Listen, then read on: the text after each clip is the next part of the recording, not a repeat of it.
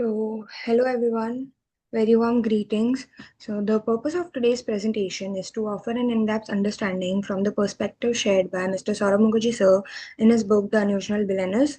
So, I, Priyanka Lamba, along with my team members, namely Mr. Rahul Panjar, Ms. Achal Bhavne, Ms. Tanishi Hakani, Ms. Garima Jain, Yash Shah, and Mr. Hardik Chandelia, will be presenting to you different sections of this presentation. So let's get into the first topic, which is how do you define or quantify greatness? Because greatness is not very common. It's definitely not by accident that a company becomes great, and it's not out of pure luck. So, according to the author, the greatness is an outcome of years and years of discipline and high quality decision making, and at the same time being relevant for years. So let me walk you through the first infographic on the left hand side, that is you can see on your screen. So all these small dots resembles all the listed companies, which includes large cap companies, mid cap, small cap, all the average companies, cyclical businesses, and so on and so forth. So the first filter that we're going to use is will only take companies whose market cap is more than 100 crores, so that we can understand the true value of the shares of that companies, right?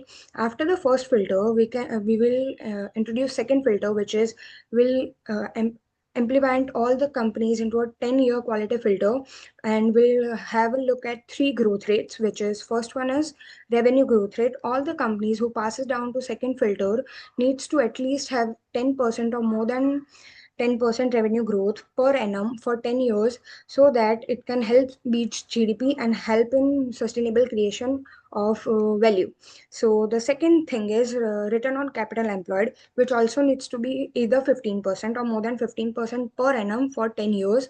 Why only 15%? Because each company who passes to this level needs to have at least surpass their ROCE beyond the weighted average of cost of capital, which includes two things. The first is 8% risk-free rate, and second is 7% equity premium, and hence it will help in real wealth compounding. And the third is return on equity, which also needs to be 15% or more than 15%, so that all the investors can also have an gain in the shares even in the downturn equity market, economic crisis.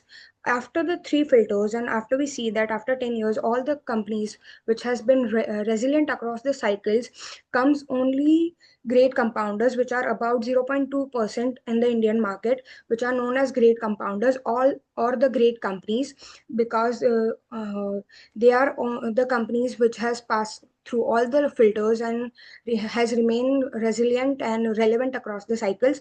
So companies are Asian Paints, Chalky, Berger Paints, so on and so forth, that we will understand furthermore. So after this filter, the author has suggested a way of investing, which is copy and portfolio, in which we will invest in such great companies for years and forget it, leave it untouched, so that our investment can have compounding, and we'll understand more about this company. So over to you, Rahul.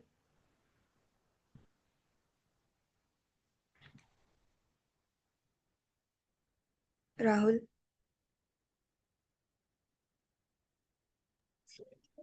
Thank you, Priyanka. In the next 2 minutes, let's dive into the remarkable foundation of market leaders.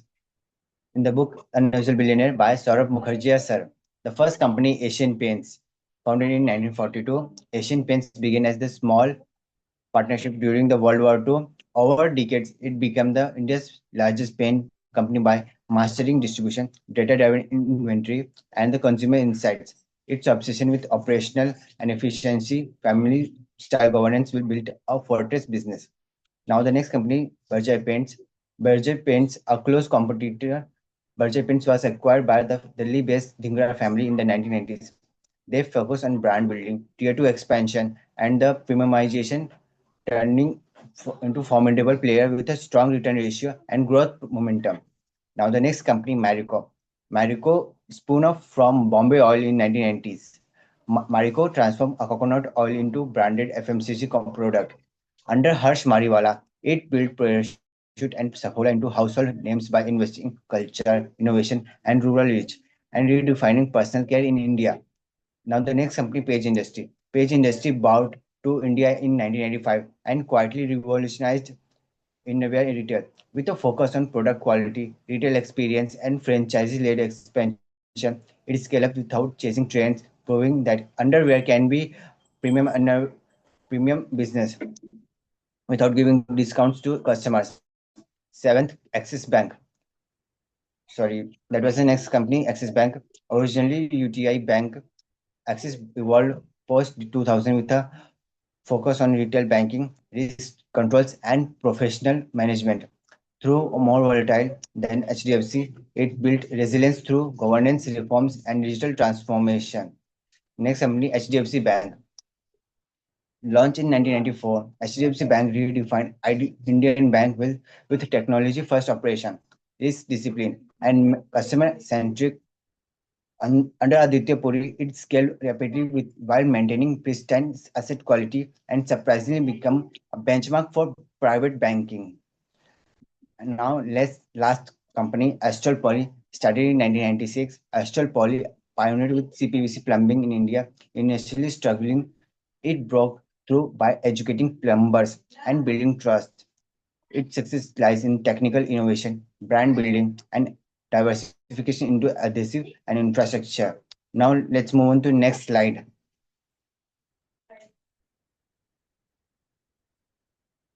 Sorry, that was a small error. In my conclusion, these companies were not just lucky; they were strategic, patient, and obsessing with execution. Their stories teach us the great business are built over decades, not just quarters. So in this chart of ROC and ROE, the slide shows long-term trends of ROE on the left and the ROC on the right. Selected Indian companies from the financial year 14 to 25. ROE measures how efficiency company generate profits for shareholders, while ROC captures how efficiently total capital, both equity and debt, is employed. A clear pattern emerged when compare consumer business like Asian Paints, Budget Paints, Marico, Page Industry, and Astro Poly with banks like HDFC Bank and Axis Bank. Consumer companies consistently deliver high ROE and ROCE, but banks show lower and more stable ROE and very low ROCE. Why? Banks are tightly leveraged business. Sorry, banks are highly leveraged business and ROC structurally low and ROE tightly regulated by capital norms. Page Industry and Asian Paints stand out for the consistently high ROE and ROC over a decade despite economic cycles. Page Industries ROE often above 50 to 60% and Asian Paints and Marico stable 30 to 40% returns. Astral improving trend towards showing successfully capital deployed. So when ROE and so when ROE high but ROC is low, it's often indicated leverage at play. When both ROE and ROC are high, it signals a truly superior business model. Overall, this chart highlights long-term wealth creation. So it means the great business generates in long term on return on capital, not just quarter. That's so. Next slide we will explain Achal. Thank you, Rahul. Now that we have seen these great companies, I'll briefly walk you through the common business and growth strategies they followed and the competitive advantages that made those strategies work. So these companies didn't grow randomly or aggressively. They made very deliberate choices about where and how to grow. Firstly, they focus on their core business for years before expanding. Like Asian Paints stayed focused on paints, Page focused only on innerwear through Jockey, and Marico built Parachute and Saffola deeply before launching anything new. Secondly, they preferred premiumization of their products over price wars. Like instead of competing on discounts, companies like Burger, Asian Paints, Page, and Marico invested in branding, advertising, and better product positioning. And third, growth was sequential, not aggressive. Like for example, Marico in Bangladesh, they first focused on gaining market share and then went after profitability. Similarly, in case of banking industry, HDFC and Axis built deposit first and then expanded lending only after balance sheet strength was established. Fourth would be expansion happened only where existing strength could be reused efficiently, whether it was brand, distribution, or relationship. And finally, the strongest growth came from market creation, not competition. Like Astral did. Astral didn't compete on GI or PVC pipes. It created the CPVC plumbing category and then expanded the overall market. So now let's move on to the next slide of competitive advantages. So the first major competitive advantage was distribution. Like Asian Paints and Berger built dealers network, Asted built deep plumber relationship, and HDFC and Axis built strong branch and ATM reach. Second would be strong brand shifted bargaining power to consumers. Like Parachute, Saffola, and Jockey made customers loyal to the brand, not the price. So even when the competition increased, customers stayed and price sensitivity remained low. Third, all great companies protected their ROCE through pricing power. Like Page Industries avoided discounting and Marico stayed disciplined on pricing. And because of this, their margins stayed stable even during bad cycles.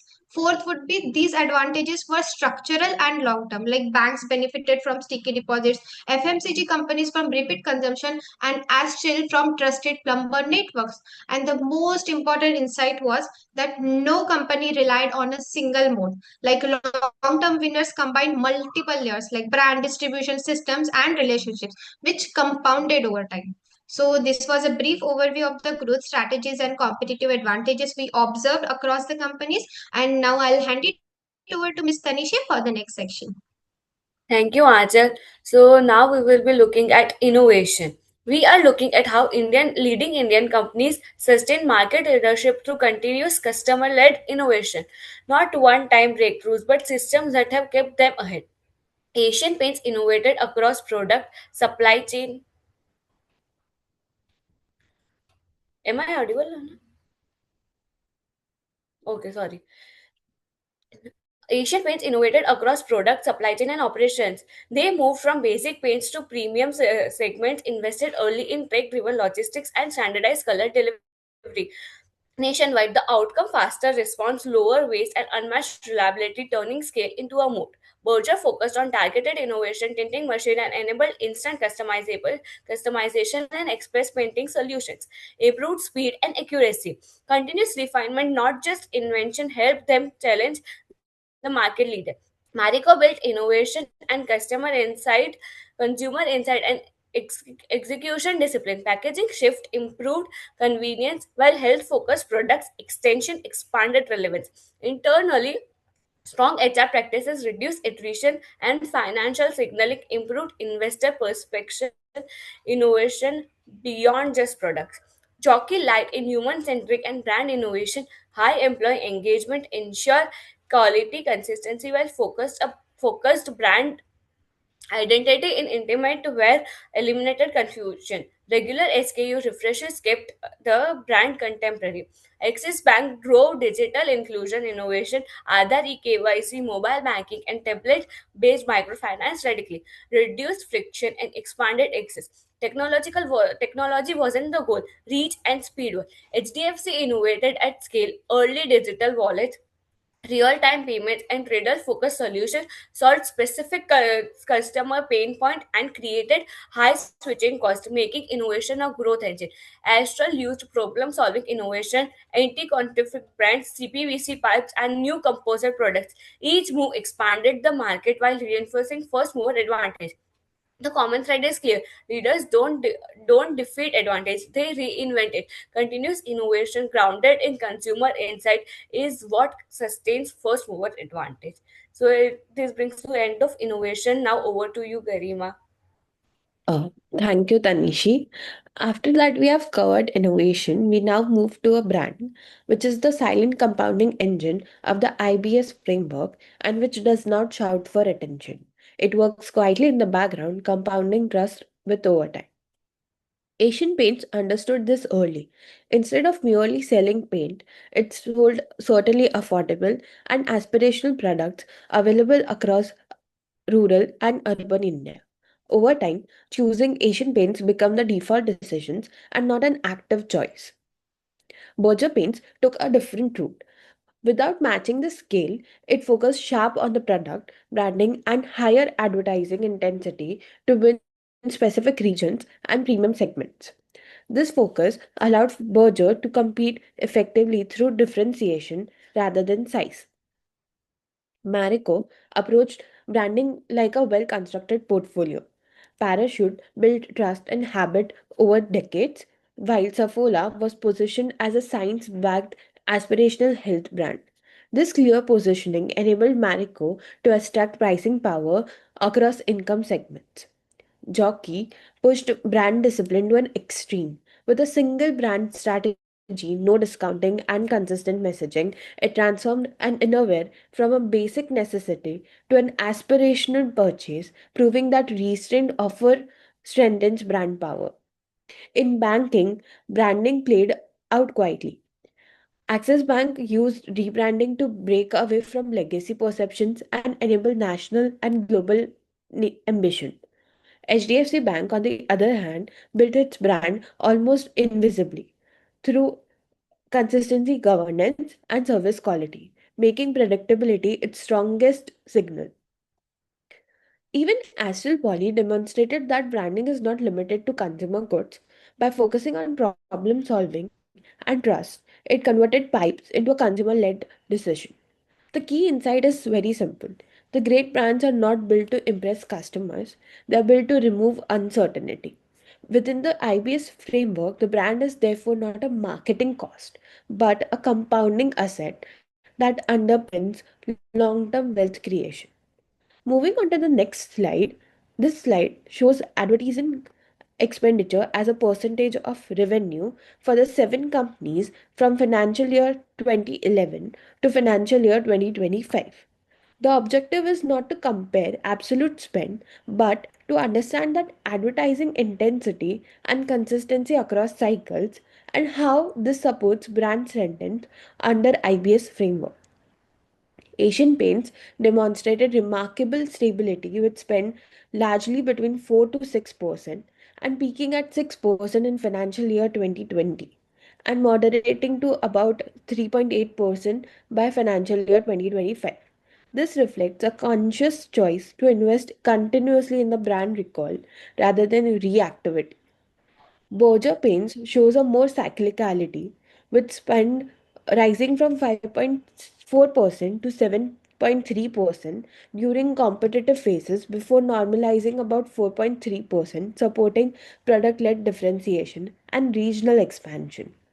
Marico stands out at a most advertising intensive consumer company. Spend peaked at 17.5% and remains almost about 10%, enabling its dual brand strategy, mass trust through Parachute, and premium positioning through Safola. Page Industries, despite lower spend, maintains a strong brand outcomes through message clarity, in-store dominance, and strict no product discounting. In banking, Axis Bank and HDFC Bank operate at a very low advertising intensity. HDFC in particular spends 0.8% yet enjoys high recall, showing that consistent behavior and can substitute the uh, for visibility. Finally, Astral Poly steadily increased advertising to transition from an industrial supplier to a consumer recognized brand, helping create a branded pipes a category. Across these companies, three patterns emerge. First, consumer brands like Marico, Asian Paints, and Berger treat advertising as a long term investment. Second, focus brands like Jockey, Astral achieve high impact with moderate consistent spend. Third, the trust led institutions like HDFC Bank rely more on behavior than visibility. For the next architecture, I would like Tanishi to come again and explain that slide. Thank you, Garima.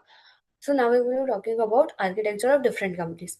Business architecture isn't originally charts, its systems that compound and become hard to copy. These companies did not win with products alone. They built architecture that reinforced themselves over time. Asian Paints built a system of accountability and distribution lock-in. KPI linked ROC created discipline, while early IT gave real-time supply chain visibility. But the real moat was dealers. Long-term trust and switching costs turned distribution into an unbreakable network. Berger won by backing young internal talent early, faster decisions, higher retention on the channel side, smart distributed incentives made partners actively prefer Berger, not just stock it. Marico cracked the family business scale with strong governance and professional management. Independent boards prevented miscapital allocation capital misallocation, while managers thought like owners without equity dilution, earning long-term investor trust. Jockey chose vertical integration and direct channels, owning manufacturers protected quality and margins, while a people first culture drove attrition. Long-term employees became long tenure employees became a silent competitive edge. Axis aligned incentives to ESPOs and conservative risk culture. Employees acted like owners, growth stayed disciplined, and strong digital systems delivered speed without sacrificing asset quality. HDFC eliminated key person risk with institutionalized processes, systematic underwriting, strict exposure limit, and repeatable decisions ensured continuity even during leadership transition. Astral scaled through partner ecosystem, dealers as collaborators, not transactions, training, complementary products, and global tech tie-ups teams created fast growth with capital intensity. Different architectures, same outcome. Systems that get stronger with time. Durable advantage isn't one smart move, it's interconnected systems that competitors can't replicate. So now, miss, over to you, Miss Karima. While coming to Thank you, Tanishi. While coming to strategic assets, the core idea is very simple. The great business don't win by doing flashy things; they win quietly by building assets that competitors cannot copy. This slide shows exactly that. Companies like Asian Paints and Berger built dense manufacturing and dealer networks over decades. Assets that compound silently and make execution almost automatic. Marico's moat is distribution, where trust and reach, not innovation cycles, decides who wins shelf space year after year. Jockey demonstrates that focus itself can be a strategic asset. With tight control over retail, people, and pricing, it converts moderate spending into disproportionate brand power. In banking, HDFC Bank and Axis Bank remind us that trust is infrastructure, created through scale, analytics, and disciplined behavior rather than advertising. Finally, Astral shows how even pipes can become a brand when technology, capacity, and distribution come together. As Saurabh Mukherjee sir repeatedly highlights, this business will not by sprinting ahead, but by running marathons where the finish line keeps moving in their favor. Now, for the next slide, Yash to continue. Thank you, Garima. After the IBS framework, I will walk you through the capital allocation and management mistakes. This topic explains how management decisions impact the company's long-term performance. Many companies operate in the same market, but only few create a long-term value. The main reason is how well they use their capital and the discipline of their management. First, we will see what is capital allocation. Capital allocation is how a company uses shareholders' money. This includes reinvesting in the business, acquisition, dividend, and buyback. When capital is used wisely, a company grew substantially and generate high returns, using money to expand main business, spending on the things that give good returns, not wasting money on unrelated or risky business, returning money to owners if no good opportunity exists. Secondly, management mistakes. Error or wrong decision made by companies management like leaders and top executive that harm the business in the long term. In the book, Saurabh Mukherjee sir explained that the most company fail to become long-term winner because of the management mistakes, such as making poor acquisition or expansion decision, misusing company's money, losing focus on core business, weak corporate governance, or unethical practices, failing to protect company's competitive advantage. Now we will see some good example of capital allocation. Asian Paint is a strong example of a disciplined capital allocation. The company maintained high ROCE and paid regular dividend and avoid excessive debt. Because of this discipline, long-term investors earn exceptional returns. HDFC Bank focused on its core banking business. It avoided risky lending and maintained strict credit checks.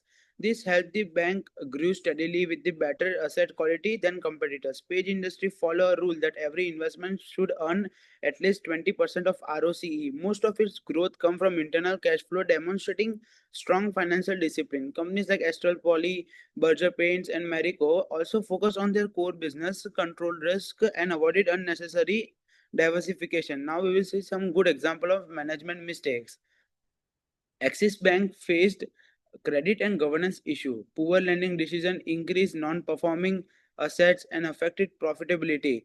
This forced the bank to change the strategy later. In contrast, HDFC Bank avoided this problem through conservative lending and strong risk control. Page Industry One expanded overseas with distracted management. Later, the company corrected this and refocused on its core business.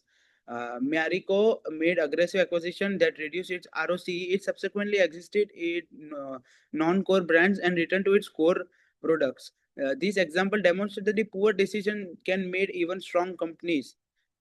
In conclusion, capital allocation, management quality are crucial. Companies that invest wisely and focus on their core strength perform better in the long term. Management mistakes, particularly poor acquisition, weak governance, often led to the value destruction. Over to you, Hardik. Thank you, Yash. So, the core filtering philosophy and focus on long-term quality metrics is inspired by investing framework popularized by Saurav Mukherjee, sir.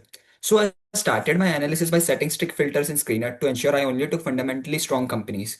My criteria were consistent 10-year sales growth about 10%, return on equity greater than 15%, average return on capital employed above 15% over the last decade, and a market capitalization above rupees 100 crores.